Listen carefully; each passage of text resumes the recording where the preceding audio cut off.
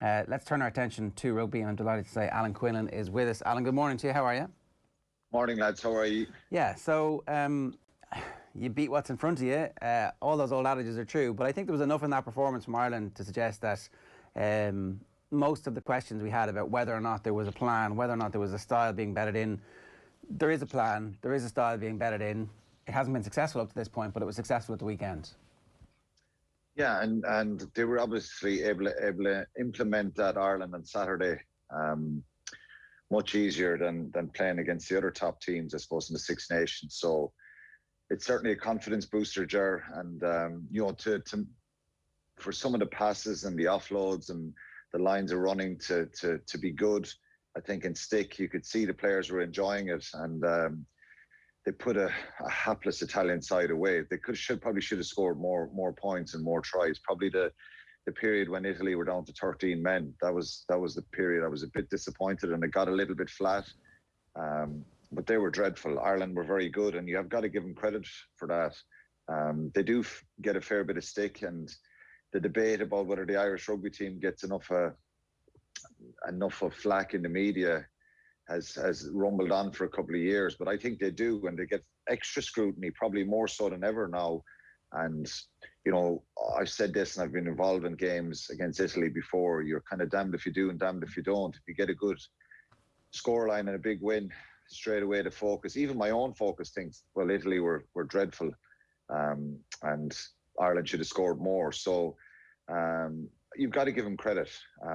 Scrutinising the other games, the first two games, we picked out all that was wrong with the attack and decision making and anticipation around runners carrying the ball and all that kind of stuff. But on Saturday, it was very, very positive. Yeah, like I definitely felt like the first game when we had a man sent off was kind of unfair to make too much judgment on, given that so much of your attacking, a lot of it, particularly nowadays, comes from when you get turnover ball, you go quickly. Certainly that's what they're doing with Leinster, and it looks like that's what Munster are doing under the new part of the coaching ticket recently. And when you go down to 14 men, you can't do that. The France game was very disappointing, but France are actually really, really good at rugby. That's the other side of that, is like we managed to find a way to get into a game against a side who are the most exciting team. Okay, so we haven't seen enough Southern Hemisphere versus Northern Hemisphere teams for a whole 12 months at this point, so we don't know where they stand versus New Zealand, but they're pretty exciting. And the problem with the French game is we're underpowered. You know, you're missing James Ryan, you're missing Conor Murray, Sexton, Doris is not there, O'Mahony's not there, Kilcoyne is not coming off the bench, and you know the depth chart isn't as strong. And when you play a physical side like France, they're very, very powerful side. And there was a lot of good stuff in the early parts of that French game. We just couldn't break them down. The James Lowe try, if he gets that, it's a conversion from the touchline, but it's possibly 10-0 to Ireland. The whole picture of the game changes. And you look at the Charles Olivon try, the first try, defensive mistake, not stopping the offload. So there are mistakes that they could look back on and say, we should have been better here in these situations. So it wasn't, it wasn't all doom and gloom, but we did highlight the fact that we kicked the ball 47 times in that game. And I've had this debate with people in the last couple of weeks. You know, if you're winning matches and you're ahead and you're putting pressure on the opposition to try and come at you and break you down, and defensively you're strong, you can kick the leather off the ball. It can frustrate the life out of the opposition, and they've got to play, and you get opportunities then in the wider parts of the pitch to get turnovers, make tackles, force knock-ons, force loose passes. And we weren't in that situation. So I think it was a panicky approach and a very pragmatic approach to try and play territory. And a lot of the kicks were good, but there were some poor kicks that just stopped us playing. And it was we were very robotic in that game. So, you know, we probably need to loosen the shackles a bit more and be more ambitious in the approach. You can do that against Italy. So look, that's the synopsis here. That's the scenario. We can do that against Italy, and we kicked the ball 17 times. So kicking the ball 30 times less against Italy shows that if we play a bit, we have some really good players, and some of the execution on Saturday was really poor. And I suppose the main focus is Italy were dreadful, but if you look at their performance in Twickenham, they were very, very competitive against England, but defensively they've been poor, and they've been porous against France in the first game as well. They actually played quite well against France with the ball on occasions in the first game as well. So it's certainly a mixture of both. Ireland can take a fair bit out of that game, but they've got to bring it forward into Scotland. That's where the pressure kind of ramps up again. Can they finish on a high in the Six Nations and beat Scotland and beat England at home? We'll have to wait and see, but I thought Saturday there was a lot of pleasing aspects to the game, and their execution was much better. There was a lot of frustration, I think, Alan, over the first couple of weeks because there wasn't a clear identity to how Ireland were actually attacking a game. What was their plan on Saturday? Is there now a clear attacking identity? Well, a clear attacking identity is sometimes you can't see that as obvious as you'd like because of the opposition. I think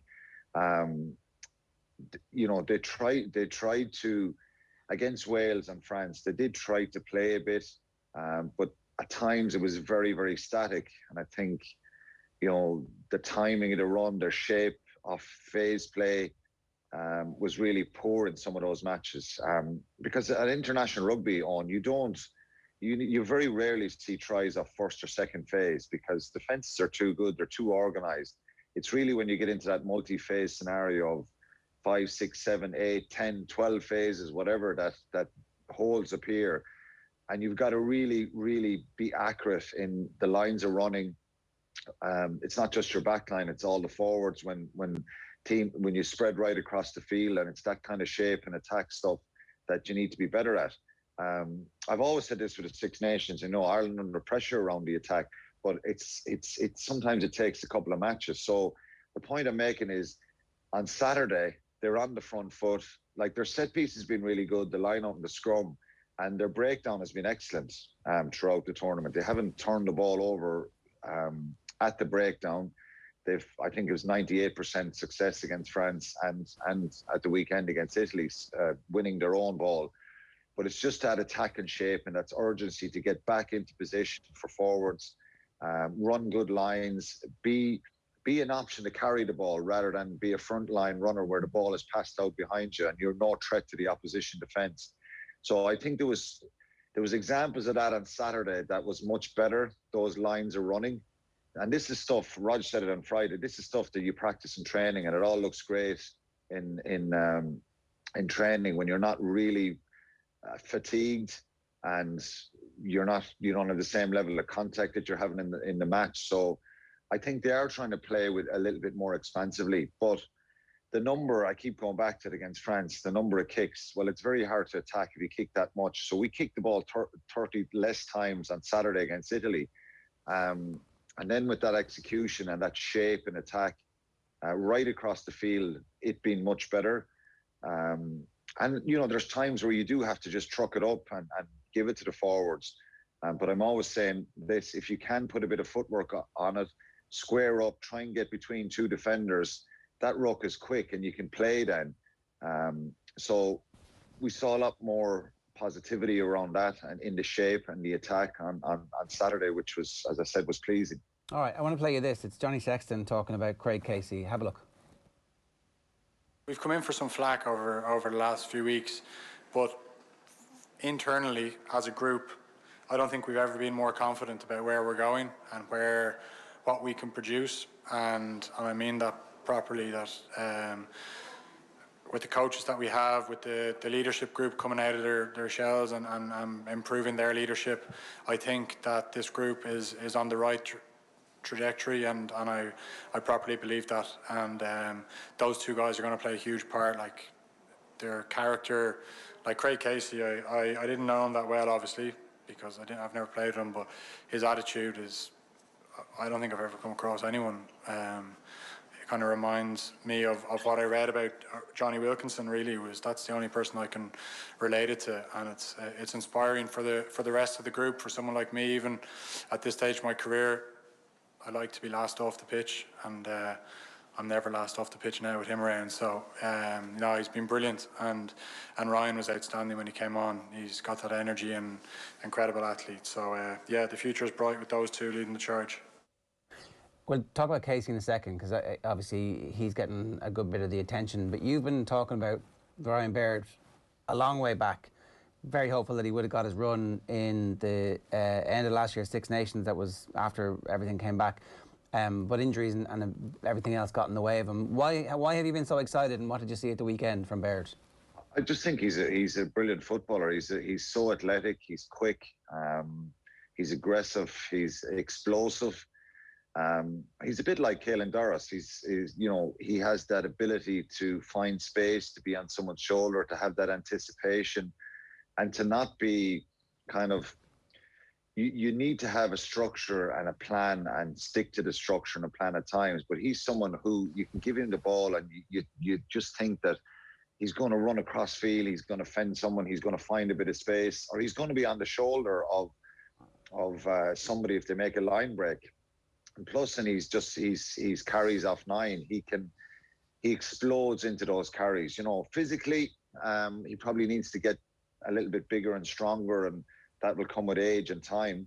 To play at the very, very top level when you're coming up against the likes of Willems and Bernard Leroux, the French second rows. If Ryan Baird is in there, that's a different story, and the step up to international level is different. So, he's been kind of slowly. He's been with the group for probably a year now, and he's been phased into it. And as you said, the injuries in November probably stopped him getting more involvement. So, I just think he's an intelligent footballer who brings loads of energy. And I think the endorsement from Johnny Sexton there, that's exactly what you want within your squad. I remember when I played with Munster and young guys coming through, it excites everyone when the players themselves start talking about these guys, what they bring, and the real energy and an attitude as well, So I think he's a very, very good player, and he still has a lot to learn and probably needs to be a bit more physically imposing, but that will come with time. But Sexton really damped down the hype around Craig Casey by comparing him to Johnny Wilkinson as well. Yeah, and as you said, it's the attitude. That's what you want. It's hard to. You can't coach attitude in guys. Of course, they can learn to be more professional and understand what's required and the hard nature of international rugby and the effort levels that everybody's going to, and the commitment that players at that level, the top players, make. But to get an endorsement like that from Johnny Sexton for Craig Casey and for Ryan Baird is brilliant for them. And I would suspect it's not just patting them on the back and trying to build their confidence. These guys are, and that's what you want from young players, Jerry. You want them to come in with no baggage. They're not worried about what happened in the Five Nations in 1990 or the World Cup in 2019. It's not in their mind at all. They're just thinking, I'm in here with Ireland now. I'm full of confidence, full of self-belief.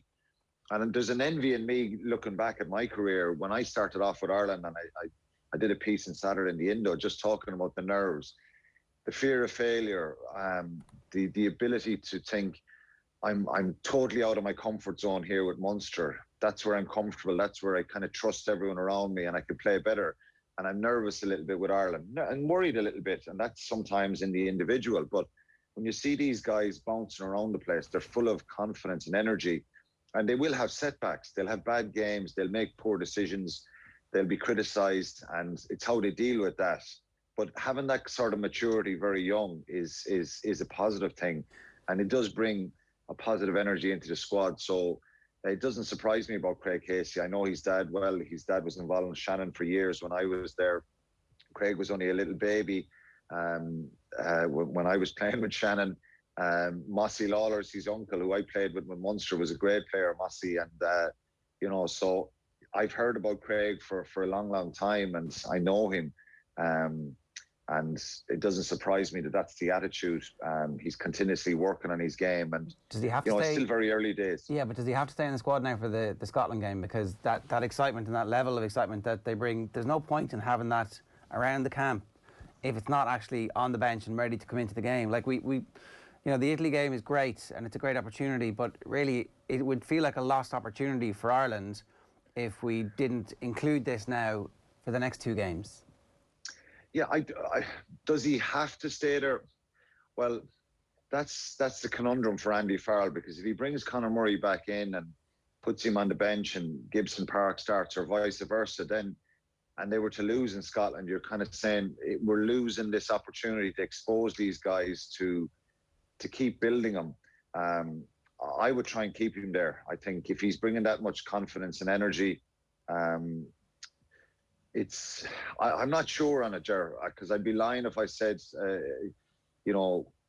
I'm split on that one, because I think you're really going to need experience and a real guile and a physicality and to go over and beat Scotland. And maybe if we don't win the game, you have to win these Six Nations games, and they have a dreadful start. So it's a must-win game. So experience is something that does get you across the line, but that'll probably frustrate the fans then and supporters of Irish rugby if he's not involved, if Ryan Baird is not involved. So I'm not really sure. I'm not 100% sure, but I'd probably be leaning for keep these guys involved. And, worst case scenario, we lose the game, but at least you're exposing these guys to more international rugby. And we're in the middle of that World Cup cycle, and we've always been critical, and people have been critical on the outside of us peaking at the wrong times and all that. But there is a massive pressure, and I keep reiterating this point, and that comes from the IRFU as well. Yeah. And it's down to brass tacks, winning, getting money. We're in the middle of the pandemic, so I don't think anyone from the IRFU will be influencing Andy Farrell and telling him who he should pick, but it is a must-win game, and they'll have to sit down, and it'll be interesting. I'd love to be a fly on the wall for that coaches meeting if Conor Murray is fit and available, but he hasn't played in a couple of weeks now. So when we talked pre-tournament about that and about selection, and I was like asking you about Tadhg Furlong had barely played, you were like, get him straight back into the squad, straight back into the team as quickly as you can. With Carbery, is it a different scenario because of the length of layoff was even longer than the year that we had? Or again, there is somebody who, if he was coming off the bench, you'd feel much more confident from an Irish perspective. Yeah, it's a little bit different, and I think I'd be more cautious, and I think most Irish rugby people would be, that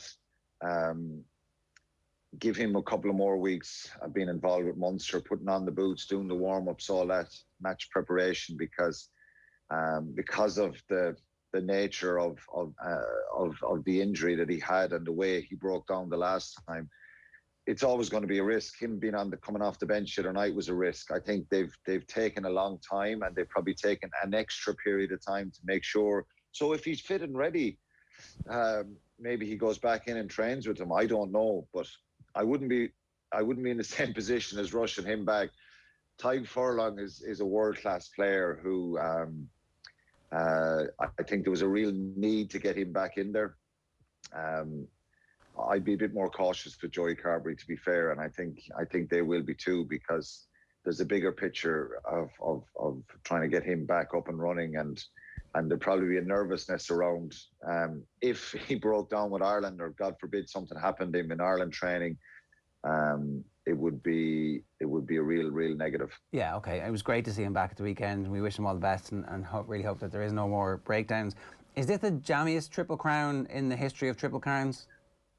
Well, I want to ask you and Owen, and this was kind of been under my mind since the weekend, is what's your assessment of Wales now? And did you receive any credit for igniting the Welsh Dragon to get him a Triple Crown? Somebody asked me, it's between me and a couple of others for Warren Gatlin's selection for the Lions. I'm available if Warren needs me to go and help with motivational tactics.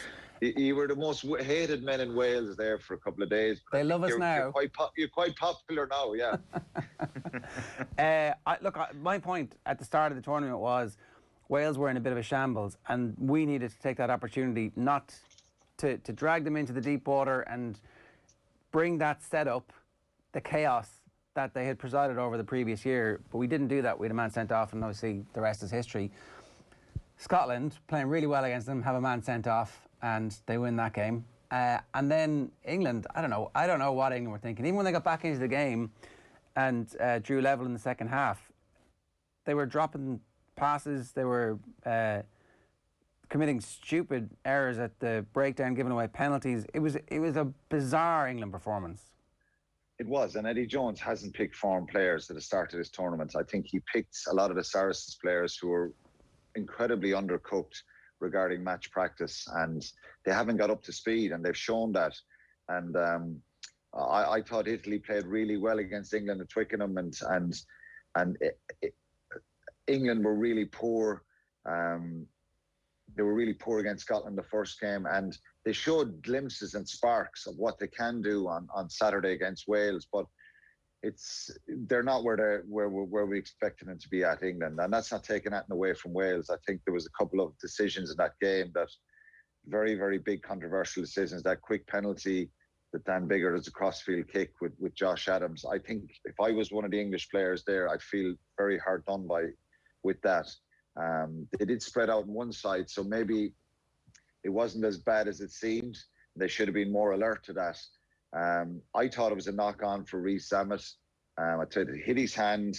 He runs past the ball. It hits the back of his leg. He didn't have control of the ball. I think there was 14 points there that in my opinion, shouldn't have been given. Wales would have kicked the penalty if they didn't do the crossfield kick. But so it's crazy to think where Wales are at, because what you said at the start was reality. And I've been speaking to Welsh people I know, played against, I was chatting to Scott Quinnell a couple of before the tournament, and Scott always puts a brave face on it, but they were very, very nervous about where they would end up in the Six Nations. And Wayne Pivac's job was on the line. I think if they had a bad Six Nations, he would have probably not survived. And it's incredible. It's all about creating that bit of luck, getting that bit of luck, then creating it and building on it. And I think they went out on Saturday after those first two games. You say, Ireland probably should have and could have beaten them with 14 men.